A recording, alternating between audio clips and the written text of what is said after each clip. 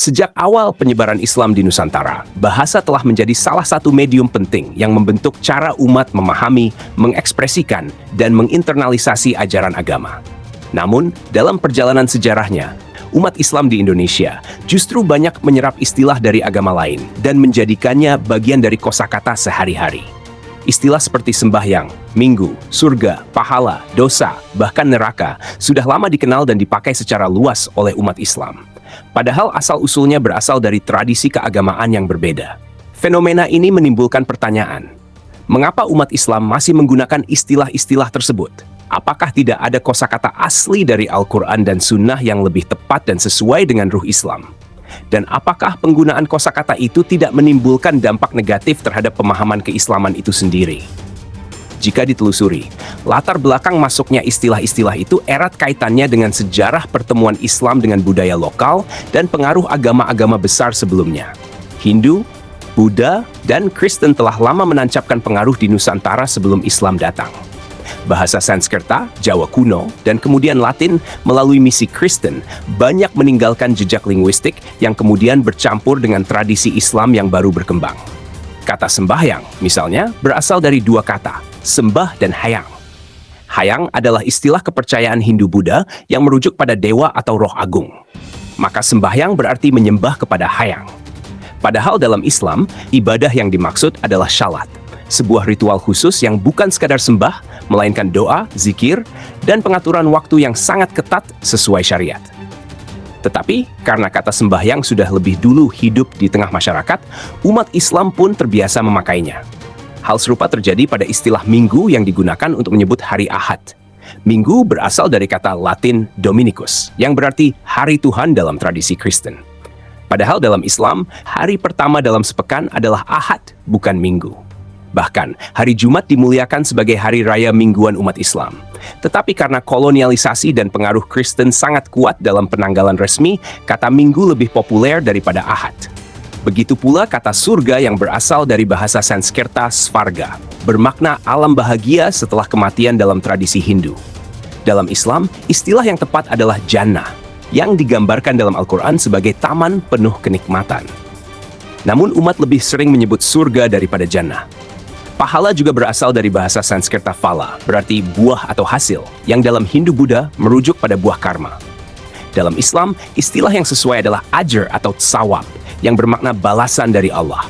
Tetapi kata pahala jauh lebih populer di kalangan umat Islam Indonesia. Contoh lain yang juga banyak dipakai adalah neraka, yang berasal dari kata Sanskerta naraka, yang berarti alam siksa bagi jiwa-jiwa yang penuh dosa dalam tradisi Hindu-Buddha.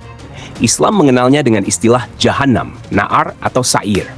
Bahkan kata dosa sendiri berasal dari bahasa Sanskerta dosha, yang berarti noda atau kesalahan. Sementara dalam Islam, Al-Quran menggunakan istilah ismun atau zanba. Namun karena istilah dosa telah melekat dalam budaya, umat Islam lebih sering mengucapkan dosa daripada ismun. Inilah yang menunjukkan bagaimana proses penyerapan kosakata agama lain berlangsung secara historis. Mengapa umat Islam tetap menggunakan istilah-istilah itu, meski Islam telah menyediakan padanan kata yang lebih sesuai? Penyebab utamanya adalah faktor kebiasaan bahasa, pengaruh budaya lokal yang kuat, serta lemahnya upaya edukasi dari lembaga Islam sendiri. Bahasa adalah kebiasaan kolektif. Sekali sebuah istilah mengakar dalam masyarakat, sulit untuk menggantinya tanpa intervensi yang sistematis. Umat Islam di Nusantara lebih dulu mengenal istilah sembahyang daripada syalat, sehingga ketika Islam datang, kata sembahyang dipakai sebagai jembatan untuk menjelaskan konsep syalat. Namun, lama-kelamaan, kata itu justru menggantikan istilah asli Islam di tingkat awam. Selain itu, proses Islamisasi di Nusantara dilakukan secara damai dan bertahap, bukan dengan pemaksaan. Para dai dan wali menggunakan istilah-istilah lokal untuk memudahkan penerimaan ajaran. Tetapi dampak jangka panjangnya, istilah Islam yang murni kurang dikenal. Sementara itu, lembaga pendidikan Islam di masa lalu lebih banyak fokus pada pengajaran kitab kuning dalam bahasa Arab dan Jawa Pegon, sehingga upaya untuk memasyarakatkan kosakata Qur'ani dalam bahasa sehari-hari kurang maksimal. Ulama pun tidak cukup menekankan pentingnya menghidupkan istilah asli Islam dalam keseharian umat. Fenomena ini membawa sejumlah dampak negatif. Pertama, ia mengaburkan makna asli ajaran Islam. Syalat yang memiliki makna ritual tertentu ketika disebut sembahyang seolah hanya berarti menyembah. Padahal esensinya lebih dalam. Ada bacaan tertentu, gerakan tertentu, syarat sah, dan waktu yang ketat. Kata pahala yang berasal dari buah karma bisa membuat orang mengira balasan dalam Islam sama dengan konsep karma Hindu-Buddha. Padahal sangat berbeda.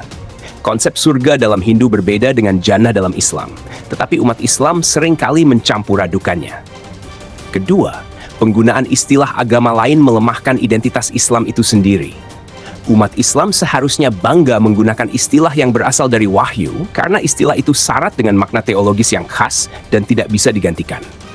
Lebih jauh lagi, ketergantungan pada kosakata agama lain bisa menimbulkan kerancuan dalam dakwah lintas agama. Misalnya, jika seorang Muslim berkata hari Minggu, secara tidak langsung ia sedang memakai istilah Kristen yang merujuk pada hari Tuhan mereka. Jika seorang Muslim berkata dosa, ia sedang mengulang istilah yang akar filosofinya bukan dari Islam.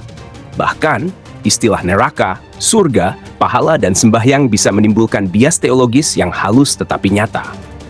Namun, perlu dicatat pula bahwa fenomena ini tidak bersifat sepihak. Agama lain juga banyak menyerap istilah Islam. Misalnya, salam seperti Assalamualaikum, Insya Allah, Masya Allah, bahkan takbir Allahu Akbar. Kini sering diucapkan non-Muslim dalam konteks sosial maupun budaya. Ini menunjukkan bahwa pertukaran istilah antaragama adalah sesuatu yang tak terhindarkan dalam interaksi sosial. Tetapi tetap saja, bagi umat Islam, memakai istilah dari Al-Quran dan Sunnah jauh lebih penting. Karena itu bagian dari menjaga kemurnian ajaran. Karena itu, peran lembaga pendidikan Islam dan ulama sangat penting dalam memperbaiki keadaan.